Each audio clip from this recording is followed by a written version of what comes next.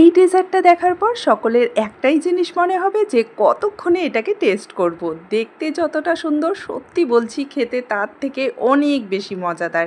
দুধ আর চিনির সাথে সামান্য কয়েকটা উপকরণ মিশিয়েই কিন্তু আপনারা এই নরম তুলতুলে সফট ডেজার্টটা তৈরি করে নিতে পারবেন, যেটা বানানো একদম জলের মতো সহজ। আর এই প্রচণ্ড গরমে যদি এরকম ঠান্ডা ঠান্ডা সফট ডেজার্ট থাকে তাহলে তো জাস্ট জমে যাবে। পরিবারের প্রত্যেকেই কিন্তু খুব খুশি হয়ে যাবে, বিশেষ করে বাচ্চারা।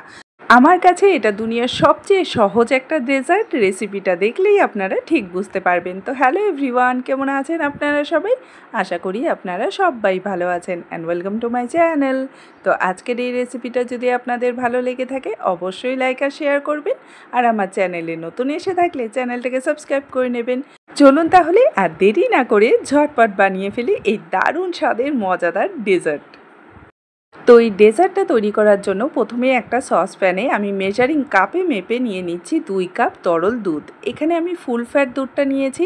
আপনারা চাইলে গরুর দুধ দিয়েও এটা বানিয়ে নিতে পারেন, কিন্তু একটা জিনিস খেয়াল রাখবেন, দুধটা যতটা ঘন হবে আমাদের ডেজার্টের টেস্টটাও কিন্তু ততটাই বেশি হবে। এবার মিষ্টির জন্য এখানে আমি 1/3 কাপ চিনি দিয়ে দিচ্ছি। মিষ্টিটা অবশ্যই আপনারা নিজেদের স্বাদ মতো কম বেশি করে নিতে পারবেন।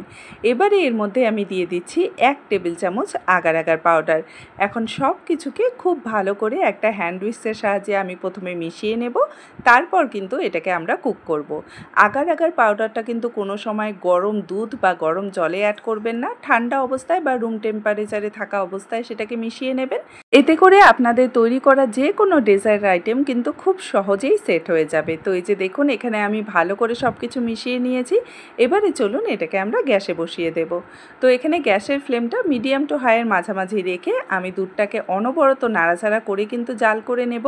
যেহেতু আমরা আগার আগার পাউডারটা দিয়েছি তাই দুধটা কিন্তু খুব তাড়াতাড়ি ঘন হয়ে যাবে, আর তার সাথে তলায় কিন্তু লেগে যাওয়ারও চান্স থাকে, তাই একটু বাদে বাদে কিন্তু নাড়াচাড়া করতেই হবে। আর আজকের এই ডেজার্টটা আমি ভ্যানিলা ফ্লেভারে তৈরি করব। তো এখানে আমি ফ্লেভারের জন্য 1 টিস্পুন ভ্যানিলা এসেন্স দিয়ে দিচ্ছি। আপনারা চাইলে কিন্তু এখানে এলাচের গুঁড়োও দিয়ে দিতে পারেন, যেটা আপনাদের পছন্দ, যেই ফ্লেভারে আপনারা বানাতে চান সেই ফ্লেভারেই আপনারা এই ডেজার্টটা তৈরি করে নিতে পারবেন। তো এখানে ভালো করে আবারও আমি মিশিয়ে নিচ্ছি, আর দুধটা যখন একবার ফুটে উঠবে তারপর জাস্ট 2 মিনিটের মতো আমরা এটাকে লো ফ্লেমে কুক করব, না হলে কিন্তু দুধটা খুব বেশি ঘন হয়ে যাবে, এতে করে ডেজার্টটা ঠিকঠাকভাবে সেট হবে না।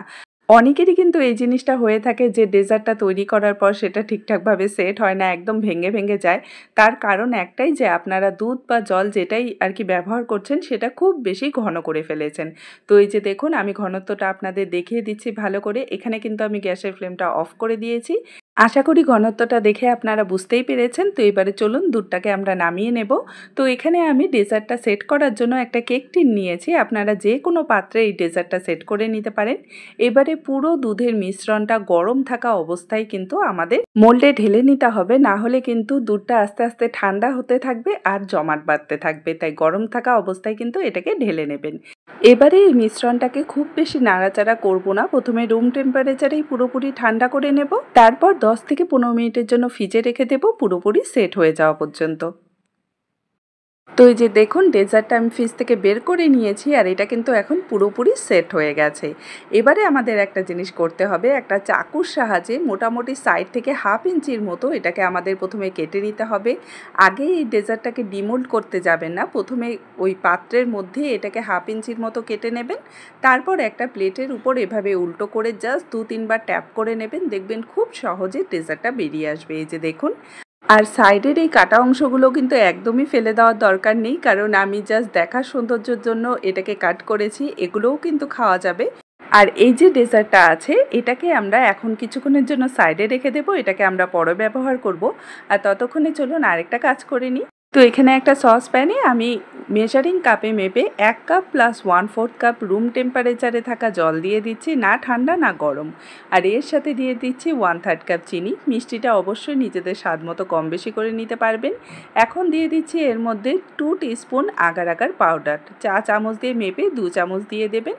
এবারে একটা হ্যান্ড উইস্কের সাহায্যে আমি খুব ভালো করে এটাকে প্রথমে মিশিয়ে নেব, তারপর আমরা এটাকে কুক করে নেব। তো এই যে দেখুন, এখানে মেশানো হয়ে গেছে। এবারে চলুন এটাকে কুক করে নিই। তো গ্যাসের ফ্লেমটা আবারও মিডিয়াম টু হাইয়ের মাঝামাঝি রেখে আমি এটাকে কুক করে নিচ্ছি। আশা করি আপনারা দেখেই বুঝতে পারছেন এই ডেজার্টটা বানানো কতটা সহজ। ঘরে থাকা কয়েকটা উপকরণেই কিন্তু এই ডেজার্টটা তৈরি হয়ে যায়। তো এই যে দেখুন এখানে চিনি আর জলের যে মিশ্রণটা সেটা ফুটে উঠেছে, আর তখনই আমাদের এর মধ্যে অ্যাড করে দিতে হবে 1 চা চামচ লেবুর রস। এতে করে চিনিটা একদমই দানা বেঁধে যাবে না। ভালো করে একটু মিশিয়ে নেব আর তারপর গ্যাসের ফ্লেমটা একদম লোতে করে দিয়ে 2 মিনিট কুক করে নেব। এবারে আমি এর মধ্যে অ্যাড করে দিচ্ছি 1 চা চামচ রেড ফুড কালার। এটা পুরোপুরি অপশনাল, যাতে ডেজার্টটা দেখতে একটু সুন্দর লাগে তার জন্য আমি অ্যাড করছি। আপনারা কিন্তু চাইলে এটাকে স্কিপ করেও নিতে পারেন। আবারও ভালো করে আমি হ্যান্ড উইক্সের সাহায্যে সব কিছুকে মিক্স করে নিচ্ছি, আর প্রায় 2 মিনিটের মতো হয়ে গেছে আমি এই মিশ্রণটাকে কুক করে নিয়েছি। এবারে গ্যাসের ফ্লেমটা অফ করে দিয়ে মিশ্রণটা আমাদের নামিয়ে নিতে হবে। আর আগে যে পাত্রে আমরা ডেজার্টটা সেট করে রেখেছিলাম সেই পাত্রটা আমি ভালো করে ধুয়ে মুছে পরিষ্কার করে নিয়েছি। এখন এই গরম মিশ্রণটা আমি অর্ধেকটার মতো এটার মধ্যে দিয়ে দেব, আর বাকি অর্ধেকটা আমরা পরে দেব। তার আগে আমরা যে সাদা ডেজার্টটা তৈরি করে রেখেছিলাম সেটাকে একদম সাবধানে এটার মধ্যে বসিয়ে দিতে হবে, আর তারপর বাকি যতটা আর কি মিশ্রণ রয়ে গেছে সেটা পুরোটাই এর মধ্যে দিয়ে দেব। এখন কোনো রকম টাচ না করে রুম টেম্পারেচারে প্রথমে এটাকে পুরোপুরি ঠান্ডা করে নেব, তারপর ফ্রিজে রেখে দেব জাস্ট 1 ঘন্টার জন্য। এতে করে ডেজার্টটা সেট হয়ে যাবে।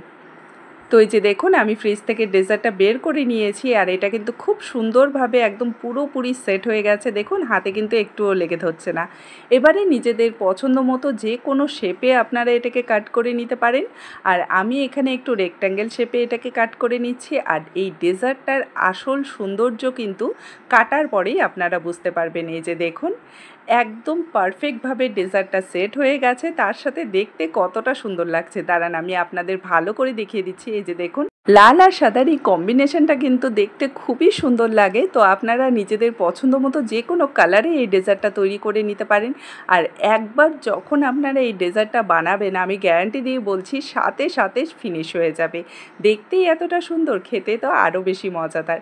আমার কাটাতেই হয়তো আপনারা বুঝতে পারছেন এটা কতটা সফট হয়েছে, একদম মুখে দেওয়ার সাথে সাথেই জাস্ট মিলিয়ে যাবে। খুবই সহজ একটা রেসিপি, কম উপকরণে ঝটপট তৈরি হয়ে যায়। তো একবার অবশ্যই ট্রাই করে দেখতে পারেন। তো আজকের এই রেসিপিটা যদি আপনাদের ভালো লেগে থাকে আমাকে কমেন্টে জানাতে কিন্তু একদমই ভুলবেন না। দেখা হবে আপনাদের সাথে আরেকটি নতুন সহজ ও মজাদার রেসিপি নিয়ে। ভালো থাকবেন, সুস্থ থাকবেন। Bye bye.